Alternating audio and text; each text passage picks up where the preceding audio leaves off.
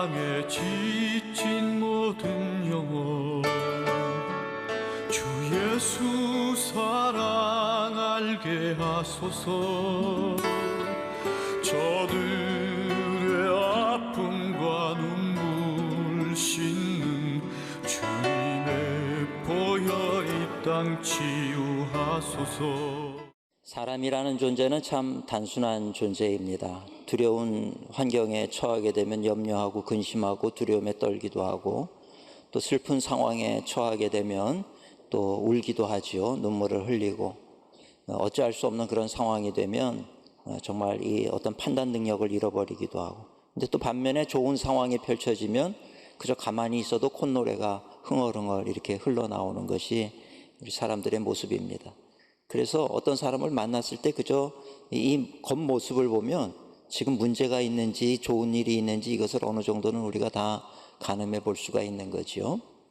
근데 우리가 기분이 좋을 때 나타나는 현상 중에 하나가 노래입니다. 노래를 불러요. 그런데 간혹 가다가 이 기분 좋은 상황이 있는데 기분이 안 좋은 척하고 있는 그런 사람들을 보면 좀 이상한 취급을 받는 경우도 있습니다. 또 슬픈 상황을 닥쳤는데 노래를 부르는 것도 이것도 좀 이치에 맞지 않지요. 뭔가 좀 저분이 지금 바르게 판단을 안 하고 있다, 제정신이 아닌가 보다 이렇게 생각을 하게 된다라고 하는 겁니다. 근데 세상을 사는 사람들 중에 특이한 사람들이 있습니다. 그 사람들이 누구냐 하면 바로 우리 그리스도인들인데, 기독교인들은 좋은 상황에 노래를 부르지만 또 슬픈 상황을 닥쳐도 노래를 부른다는 거예요. 세상 사람들 세상적인 관점으로는 이해가 안 되는 거예요. 도대체 뭐 이렇게 슬픈 상황에서도 노래를 부르고 저 왜 저러나 이제 이런 생각을 하게 되는 거죠. 근데 우리가 그렇게 슬픈 상황을 닥쳐도 우리는 노래를 부를 수 있는 이유가 있다는 거예요. 그건 뭐냐면 바로 우리의 믿음 때문이죠. 믿음이라고 하는 게 어떤 믿음이냐 하면 하나님께서 천지를 만드셨고 그분이 지금도 세상 역사를 주관하고 계시는 분이시다. 근데 그분이 나의 하나님이 되시고 나의 인도자가 되시고 나의 보호자가 되시고 나의 아버지가 되신다. 그분이 이 아무리 어려운 환경이 펼쳐진다 할지라도 그것을 합력하여 선이 되게 만드시는 그분이 바로 나의 아버지 하나님이시다. 우리에겐 이 믿음이 있는 거예요. 이 믿음이 있기 때문에 우리는 미래를 바라보는 거죠. 지금은 당장 어려워도 세상 사람들과 우리 그리스도인이 다른 점은 뭐냐 하면 세상 사람들은 지금의 시점에서 지금의 상황을 바라볼 수밖에 없어요. 그러니까 지금 좋으면 웃고 지금 어려운 일이 닥치면 울 수밖에 없는 게 세상 사람입니다. 그런데 그분들이 다 지나고 나서 이 모든 어려운 환경들이 다 변하고 그리고 이게 환경이 좋아지면 웃어요. 그러면서 뭐라 그러냐면 그때 이렇게 결과가 좋아질 줄 알았더라면 염려하고 근심하지 말걸, 그렇게 슬퍼하고 탄식하지 말걸, 그때도 웃을 수 있었을 텐데 이 미래를 모르니까 그때 울었네 이렇게 되는 거죠. 근데 우리 그리스도인들은 지금 어려운 상황을 만나도 이 미래를 믿음으로 보는 거예요. 믿음으로 보니까 하나님께서 인도하시고 합력하여 선이 되게 만드신다, 이것을 우리가 아는 거죠. 그래서 우리는 믿음으로 미래를 보면서 사는 존재가 그리스도인이라는 거죠. 그래서 지금 상황이 어떠하든지 좋든지 나쁘든지 슬프든지 위기 가운데 있든지 어떤 상황이 펼쳐진다 할지라도 우리는 믿음으로 미래를 바라보면서 하나님을 찬양하고 하나님을 노래할 수 있게 되는 거죠.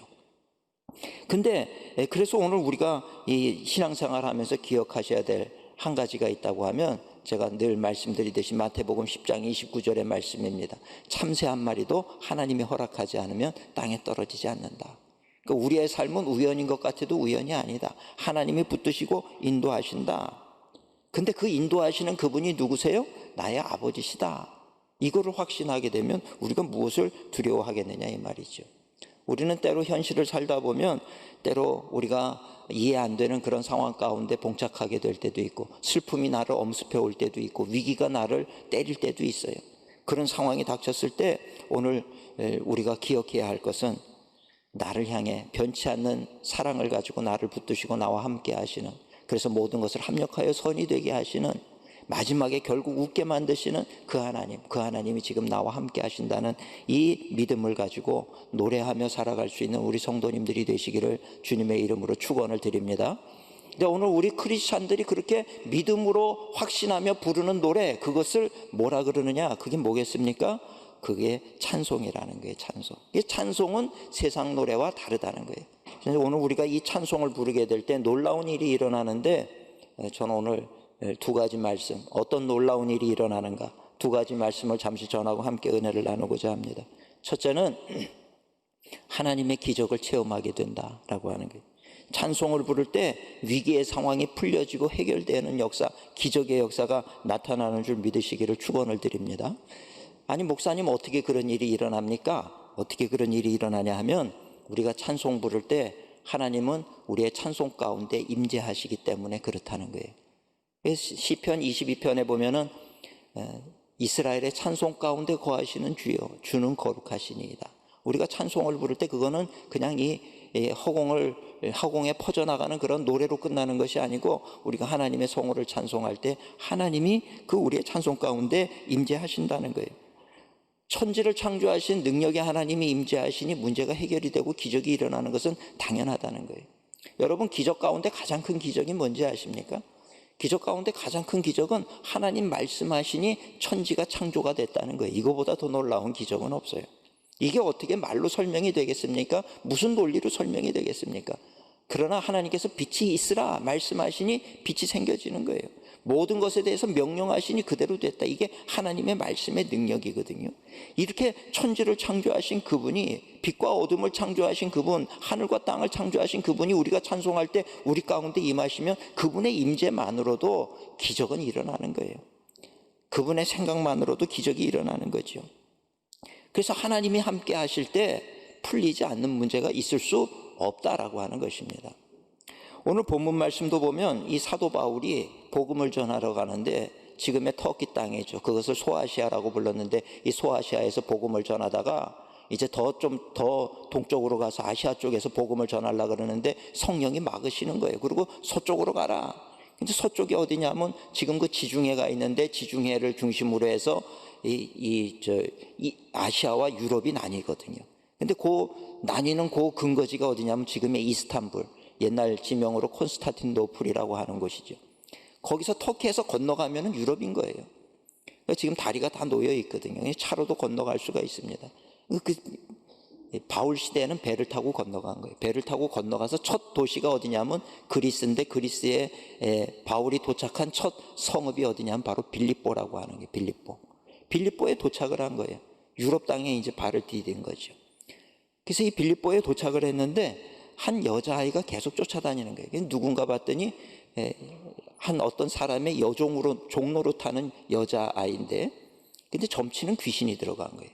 여러분, 점치는 귀신이 들어가니까 점을 잘 보게 되겠죠. 앞으로 이렇게 된다, 저렇게 된다, 뭐 그런 얘기를 해줄 수가 있는 거예요. 근데 그렇게 하다 보니까 이 주인이, 이 여종의 주인이, 점치는 귀신 들린 이 여종의 주인이 수입이 생기는 거예요. 얼마나 좋아요. 자기 여종을 데려다가 점 보게 해주고 돈은 자기가 챙기고 그러는 거죠. 근데 이 여종의 입장에서는 참 안타까운 거죠. 근데 이 여종이 점치는 귀신이 들어가니까 사도 바울이 누군지를 그냥 알아버린 거예요. 그래서 그 사도 바울을 졸졸 쫓아다니면서 뭐라 그러냐면, 이 사람들은 지극히 높은 하나님의 종이다, 구원의 길을 선포하기 위해서 왔다, 이 얘기를 하는 거예요. 계속 쫓아다니면서 하루 이틀도 아니고 성경에 보니까 여러 날을 그렇게 바울을 뒤를 쫓아다니면서 그렇게 얘기를 했다는 거예요. 사도 바울이 얼마나 괴롭습니까? 그래서 오늘 본문 18절에 보면 이 귀신을 향해서 사도 바울이 이렇게 명령하는 거예요. 돌이켜 그 귀신에게 이르되 예수 그리스도의 이름으로 내가 너에게 명하노니 그에게서 나오라. 그러니 귀신이 즉시 나오니라. 그 점치는 귀신이 그 여종에게서 나올 수밖에 없는 거예요. 이 사도 바울의 명령에 의해서. 그러고 나니까 이 여종이 점을 더 이상 칠 수가 없게 되는 거죠. 뭐 누구를 데려와도 뭘 얘기해야 될지도 모르고 점을 이제 칠 수가 없게 되니까 제일 화가 난 사람이 누구냐 하면 바로 여종의 주인인 거예요. 이 여종을 통해서 수입을 계속해서 많이 벌어들였는데 이게 수입이 끊겨버리니까 화가 나는 거예요. 그래서 바울과 실라를 붙잡아가지고 사람들과 더불어서 시장터로 끌고 가가지고 그 관리들이 있는 곳에 세우는 거예요. 그러면서 이 사람들이 지금 성을 요란케 하고 이상한 짓을 하고 다닌다, 그냥 당장 감옥에 가둬야 된다. 그러니까 사람들은 또 군중 심리에 의해서 영문도 모른 채 그저 이 바울과 실라의 옷을 찢어버리고 낯선 이방인인데 우리 동네에 와가지고 이상한 소리를 하고 다니니까 화가 난 거죠. 그래서 옷을 찢고 매를 많이 때려요. 매를 때리고 그리고 깊은 감옥에 가둬버리게 되는 거죠. 이 사도 바울과 신라의 입장에서 볼 때는 얼마나 황당한 일인지 모른다는 거예요. 억울하기도 하죠. 이게 도대체 무슨 일입니까? 우리 같으면 이 감옥에 갇힌 뒤에 어땠을까? 아마 어떻게 보면 하나님 어떻게 이럴 수가 있습니까? 원망할 수도 있겠고, 또 억울합니다 그러고 소리를 지르고, 왜 나를 가뒀느냐, 나 죄 없다 그러고 소리를 치고 그럴 수 있지 않겠습니까? 근데 바울과 신라는 어떻게 반응했는가 보니까 오늘 25절에 보니까 한밤중에 바울과 신라가 기도하고 하나님을 찬송했다. 한밤중에 기도하고 찬송했다는 거예요. 아니, 옥중에서 어떻게 찬송을 합니까? 그러니까 죄수들이 듣더라, 그렇게 기록이 되고 있는데 죄수들이 들은 거예요. 이 감옥이라고 하는 것은 늘 나는 죄가 없다 그러고 소리를 지르고 누구 오라 그래 그러고 뭐 그러는 자기를 변명하는 자리 아니겠습니까? 그런데 노랫소리가 들리는 거예요. 슬픔 중에, 위기 중에 노랫소리가 들리니까 이게 도대체 무슨 소린가? 귀를 기울일 수밖에 없어요. 죄수들이 그 소리를 들었다는 이야기입니다. 어떻게 바울과 신라는 옥중에 갇혔을 때, 어떻게 보면 잘못한 것도 없이 억울하게 갇혔는데 이렇게 기도하고 노래를 할 수 있었을까? 하나님의 선하심과 인도하심이 있다라고 하는 것을 분명히 확신하지 못한다라고 하면 절대 노래를 부를 수가 없을 거예요.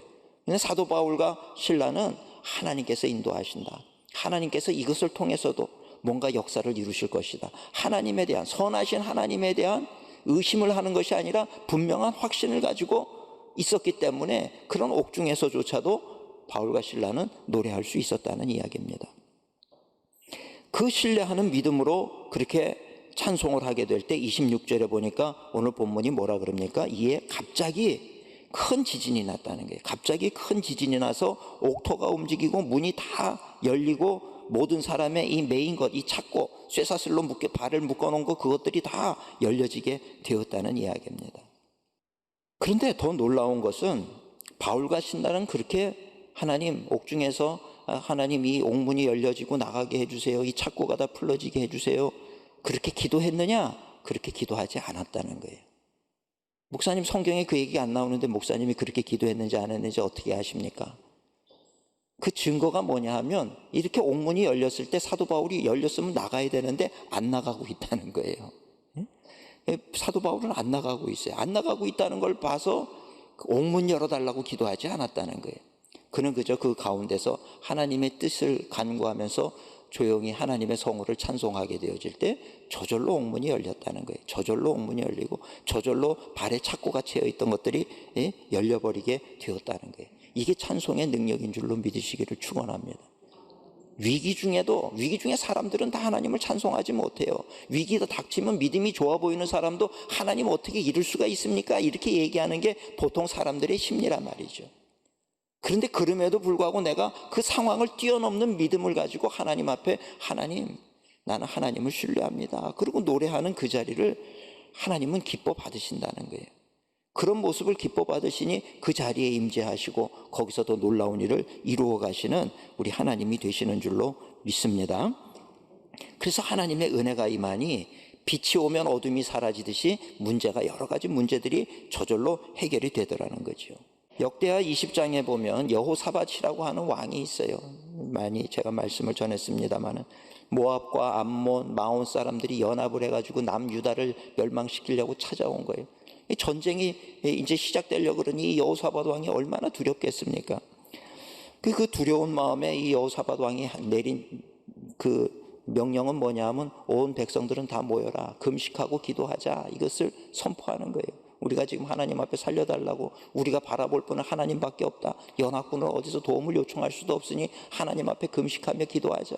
그렇게 금식하며 여호사밧 왕이 그렇게 기도하게 될 때 하나님의 영이 누구에게 임하냐면 레위 사람 야하시엘이라고 하는 사람에게 임하는 거예요. 레위 사람 야하시엘에게 하나님의 영이 임해서 야하시엘에게 뭐라고 말씀을 주냐 하면, 전쟁은 너에게 속한 것이 아니다, 그 하나님께 속한 것이니 두려워하지 말아라, 너희 염려하지 마라, 하나님이 알아서 하실 것이다, 이제 이 얘기인 거예요.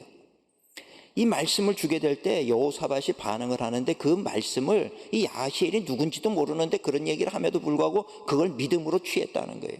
그걸 믿음으로 취하면서 아멘 한 거죠. 오늘 우리 성도님들 말씀을 받을 때 믿음으로 취하는 것이 중요합니다.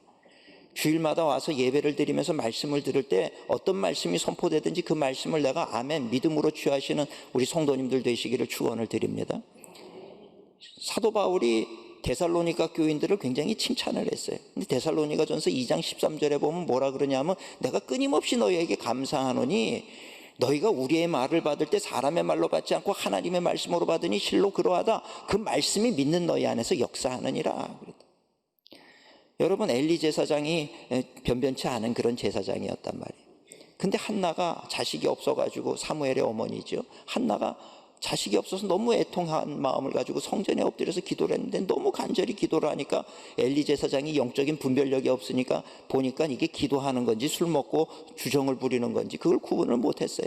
그러니까 한나한테 왜 대낮부터 여자가 술 먹고 와서 성전에 엎드려서 이러냐. 그러니까 한나가 제사장이 쉐기 내가 술 먹은 게 아니라 너무 마음이 괴로워서 이렇게 하나님 앞에 정말 이 뒹굴면서 지금 기도를 하고 있는 겁니다. 그러니까 엘리가 머쓱해졌단 말이에요. 민망해지니까 그저 지나가는 말로 한 게 뭐냐면 너의 기도를 하나님이 들으시기를 원하노라, 그렇게 얘기를 했어요. 그냥 지나가는 말로 인사치레로 어떤 제사장의 명분도 있고 하니까 그렇게 한 얘기인데 어떻게 보면 성의도 없는 얘기죠. 그러나 그 얘기를 이 한나는 아주 믿음으로 받아버린 거예요. 그래서 돌아가서는 전혀 근심하지 않고 응답이 왔다. 사람의 이야기, 변변치 않은 사람의 이야기지만 그 하나님의 말씀으로 받으면서 그 말씀을 믿음으로 붙잡게 되어질 때 사무엘을 낳게 되는 거예요. 그리고 사무엘의 동생들을 낳게 되는 거죠. 전혀 자녀를 낳을 수 없던 여인이 자녀들을 많이 낳게 되는 거죠. 오늘 그래서 우리가 하나님의 말씀을 받을 때 믿음으로 받는 것이 중요해요. 우리 성도님들 그래서 교회 나와서 예배를 드리고 말씀을 듣는 것이 이 시간이 축복의 시간이라고 하는 것을 깨닫게 되시기를 주님의 이름으로 축원을 드립니다. 그 야하시엘의 이야기도 여호사밧은 믿음의 왕이었기 때문에 그걸 믿음으로 받은 거예요. 하나님이 우리를 대신해서 싸우신단다. 그러면 우리가 두려워할 것이 무엇이냐, 이 얘기인 거죠. 그래서 이 여호사밧이 어떻게 반응을 하냐 하면 찬양대를 조직을 하는 거예요. 찬양대를, 군사를 더 모집하는 게 아니라 찬양대를 모집을 해요. 노래하는 사람들 다 모여라. 그리고 노래하는 사람들을 모으니까 다 거룩한 예복을 입혔다 그랬어요. 역대하 20장 21절에 보면 거룩한 예복을 입혔어요. 가운, 성가대복을 입힌 거죠. 그리고 전쟁을 나가는데 군인이 제일 앞서가야 되는데 성가대를 제일 앞세워 보내는 거예요. 그리고 군인을 그 노래하는 성가대 뒤를 따르게 만드는 거예요. 놀라운 것은 역대하 20장 22절에 보면 그 노래와 찬송이 시작될 때, 지금 막 저쪽에는 전쟁 치려고 연합군들이 몰려오고 있고 지금 상황은 안 바뀌고 있어요. 이쪽 이스라엘 부대는 앞에 성가대를 세우고 군인들을 뒤쫓게 하고 그러고 나가고 있는 상황이에요. 앞에 수많은 적병들이 다 보이는 거죠. 그 상황 속에서 노래하고 찬송이 시작될 때 하나님께서 어디에 숨겨두셨는지 복병들이 나와가지고 이스라엘 사람들은 전쟁을 한 번도 치르지 않고 그 복병들에 의해서 이 모압과 암몬과 마온 사람들, 이 사람들이 다 패하게 만들더라는 것입니다. 하나님의 역사는 그렇다는 거예요. 우리가 예상하지 못한 부분을 하나님은 여호와 이레의 하나님 뭔가 벌써 이미 예비해 놓으신 줄로 믿습니다. 그러니까 지금 어려워 죽게 된 상황이라 할지라도 하나님, 우리의 생각에는 답이 없어도 하나님께는 답이 있는 줄로 믿습니다. 이 믿음을 가지고 우리가 하나님 앞에 기도하게 될 때 우리는 몰라요. 그저 내 생명까지라도 하나님께 맡기고 나아갈 뿐이지만 그 다음에 그 모든 것들을 역사하시고 새롭게 변화를 만드시는 창조의 역사, 기적의 역사를 만드시는 분은 하나님이신 줄로 믿습니다. 하나님은요, 엘리야가 지쳐가지고 저 그 광야의 끝에까지 나가서 지쳐서 이제 죽으려고 그러는 상황이에요. 먹을 것도 없고 이제는 죽어야 되겠다, 죽고 싶다, 하나님 나를 이제 불러주세요, 그러고 있는 상황이었어요. 도울 사람이 아무도 없어요. 사람이 안 사는 곳이니까. 하나님이 어떻게 하셨습니까? 까마귀를 통해서 고기를 물어다가 먹으라고 엘리야 앞에다가 집어 던지고 가는 거예요. 먹으라는 거예요. 하나님은요, 우리를 도우시려고 그러면 까마귀를 통해서도 도우시는 하나님이신 줄로 믿습니다. 그러니까 하나님의 도움이 어디서 올지 모르는 거예요. 오늘 우리가 해야 될 것은 무엇이냐? 모든 것이 해답이신 그분을 향해서 찬송하는 거예요. 내가 산을 향하여 눈을 들리라. 나의 도움이 어디서 올고 나의 도움이 천지를 지으신 여호와에게서로다. 우리가 그 하나님을 바라보고 도움을 요청할 때 하나님은 이미 우리를 도울 수 있는 100가지 방법을, 1000가지, 10,000가지 방법을 이미 예비해 놓으신 줄로 믿습니다. 두 번째로 우리가 찬송할 때 무슨 일이 나타나느냐? 구원의 역사가 나타나는 거예요. 구원의 역사. 오늘 본문에 바울이 찬양하니까 빌립보 감옥의 그 옥문이 열려졌다는 거예요. 그 감옥을 잘 지켜야 될 책임이 있는 간수가 그 옥문이 열리고 죄수들이 다 도망갔다고 생각하니까 이제 문책을 받게 되잖아요. 차라리 문책을 받느니 죽자. 그래서 자결을 하려고 그러는 거예요. 스스로 목숨을 끊으려고 그러는데 이때 바울이 소리를 지르는 거예요. 그러지 마세요. 우리가 안 나갔다. 우리가 도망치지 않았으니까 죽지 마라. 깜짝 놀란 거예요. 이 간수가 놀라는데 이런 놀라운 기적의 역사, 이 막 옥문이 열리고 하는 이런 놀라운 현상을 보고도 놀랬지만 더 놀라운 것은 죄수들이 도망을 안 가고 있는 것도 더 놀라운 일이지요. 오늘 우리가 예수를 믿는다라고 하는 것은 이런 놀라운 일의 연속이라는 거예요. 예수를 믿으면 놀라운 일이 계속해서 일어나게 되는 줄로 믿습니다. 안 좋은 쪽으로 놀라운 일이 아니라 좋은 쪽으로 놀라운 일이 넘쳐나는 거예요. 간수가 이런 일을 경험하게 되니까 바울과 실라 앞에 엎드리는 거예요. 여러분, 주객이 전도가 되지 않습니까? 간수 앞에 죄수들이 엎드리는 게 당연한데 그게 아니라 간수가 지금 죄수의 몸으로 잡혀온 바울과 실라 앞에 엎드리는 거예요. 하나님의 역사가 이런 것이고 성도의 삶이 이런 삶이 돼야 되는 거예요. 오늘 우리는 세상에서 사람들 앞에 낮아지고 겸손해지고 섬기고 하면 우리가 하대받을 것 같고 뭐 사람들에게 비난을 받을 것 같고 인간 취급도 못 받을 것 같고 그 남들이 욕하고 그럴 것 같습니까? 그렇지 않다는 거예요. 우린 세상 앞에 섬기고 겸손한 자로 그렇게 나아가게 될 때 하나님께서는 오히려 주객을 전도시켜서 오히려 더 존중이 여김받게 만들고 칭찬받게 만들고 세상 사람들 앞에 존귀한 자로 세워주시는 하나님의 역사를 우리가 보게 될 줄로 믿습니다. 간수가 오히려 이 바울과 실라 앞에 엎드려 가지고 하는 얘기가 무엇입니까? 선생들이여, 내가 어떻게 하여야 구원을 받겠습니까? 그러니까 바울과 실라가 대답을 하는 거예요. 주 예수를 믿으라. 그리하면 너와 내 집이 구원을 받으리라. 그러면서 주의 말씀을 그 사람과 그 집에 있는 모든 사람들에게 복음을 전했다는 거예요. 그러니까 간수가 너무나도 감사하고 미안한 마음에 저희 집으로 좀 가시죠. 그래서 바울과 실라를 집으로 데려가 가지고 그 맞은 자리를 다 씻어주고 그러면서 그 밤에 그 가족들이 다 세례를 받았다는 거예요. 구원의 역사가, 놀라운 구원의 역사가 그 간수의 집에 임하게 되었다라는 것입니다. 참 하나님의 구원의 섭리가 놀랍다 이렇게 말하지 않을 수가 없는 거죠. 바울과 실라 억울한 일을 당하면서 매도 맞고 감옥에 갇히게 되지만 불평하고 원망하는 게 아니라 그것에서 조용히 기도하고 하나님을 찬송했단 말이에요. 그랬을 때 놀라운 기적이 나타나면서 옥문이 열려버리고 말이에요. 발의 착고가 다 열려버리고 그렇게 됐을 때 하나님의 놀라운 은혜로 말미암아 그 간수와 그 가족이 다 구원받는 그런 기적의 역사가 일어나게 되었다는 이야기입니다. 여러분, 이런 것을 뭐라고 얘기하는지 아십니까? 이런 것을 합력하여 선을 이룬다는 거예요. 합력하여 선을 이룬다. 어떻게 보면 억울하게 감옥에 갇힌 것 같았지만 하나님께서는 그 모든 것들 합력해서 매도 맞고 억울한 일도 있었지만 결국에는 그것을 보상할 만큼 그것보다 더 큰 은혜와 축복을 주시는데 그게 뭐냐면 이 바울과 실라로 인하여서 간수와 그 가족이 다 구원을 받게, 또 그 안에 있던 죄수들 가운데서도 구원받는 사람이 많이 있지 않았겠습니까? 놀라운 구원의 역사를 일으키는 거예요. 이렇게 하나님의 놀라운 역사를 만들어가는 데 있어서 중요하게 도구로 사용되는 것이 있었으니 그게 뭐냐? 찬송이라는 거예요. 찬송. 찬송은 하나님의 뜻을 이루는 데 있어서 중요한 도구가 되어진다라고 하는 것이죠. 우리 사랑하는 성도님들, 인생을 살면서 가장 중요한 게 뭐라고 생각하십니까? 인생을 사는 데 있어서 가장 중요한 것은요, 나와 내 가족이 구원받는 거예요. 나와 내 가족이 구원을 못 받으면 세상에서 아무리 모든 것을 가졌다 할지라도 그것은 다 헛된 일이라고 하는 것을 알아야 됩니다. 나와 내 자녀들, 내 가족이 다 예수님을 알아야 돼. 예수님 믿어야 되는 거예요. 하나님의 자녀가 돼야 돼. 이거 못 받고 세상에서 아무리 잘 되면 뭐 하겠어요? 우리의 생명이 언제 어떻게 되는지 아무도 모르는데. 우리 사랑하는 성도님들, 찬송하세요. 하나님을 찬양하세요. 하나님의 선하심을 노래하세요.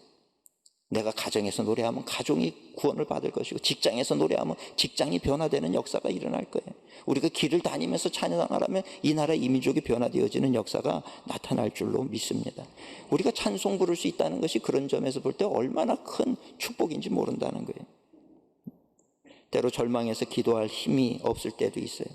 이럴 때 하나님을 찬송하세요. 찬송가를 틀어놓기라도 하고 성경 시편의 말씀, 내가 산을 향하여 눈을 들리니 나의 도움이 어디서 올고 나의 도움이 천지를 지으신 여호와에게서로다.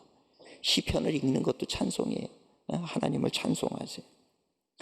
그럴 때 메인 것이 풀어지고 홍해가 갈라지는 역사, 우리 가정에 놀라운 기적의 역사, 구원의 역사가 임하는 것을 우리가 보게 될 줄로 믿습니다.